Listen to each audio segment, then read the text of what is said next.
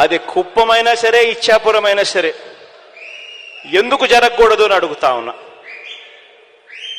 Yes, కొద్దో గొప్ప మన ప్రత్యర్థులు రకరకాల కాస్ట్ ఫీలింగ్స్ తీసుకొస్తారు.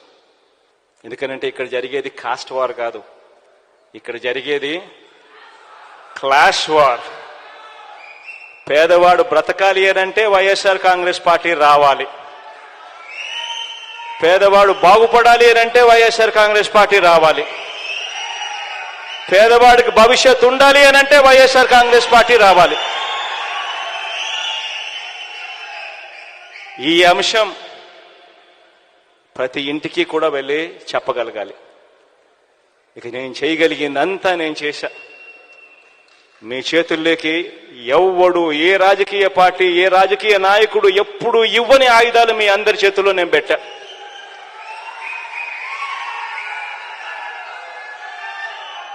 ఇక ముందుకు తీసుకొని పోయి ఎన్నికల్లో గెలిచి రావాల్సిన బాధ్యత ఇక కేవలం మీ మీద, ఈ 45 రోజుల్లో మీరు చేసే ఆర్గనైజేషన్ స్ట్రెంగ్త్ మీద మాత్రమే ఆధారపడి ఉంది అని చెప్పి మాత్రం చెప్తా ఉన్నా.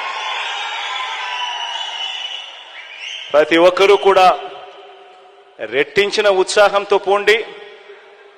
మంచి చేశాం, మంచి చేసి ఓటు అడుగుతా ఉన్నామన్న ఒక గొప్ప సంతృప్తితో పోండి.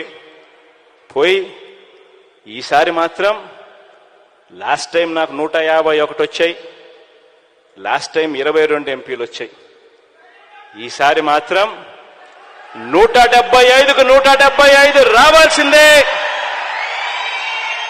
ఆ దిశగానే అడుగులు పడాలి. 25కి 25 ఎంపీలు రావాల్సిందే అన్న దిశగానే అడుగులు పడాలి.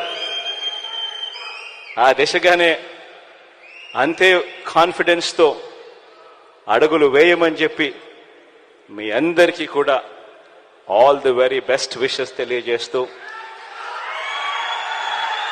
సెలవు తీసుకుంటా ఉన్నాను.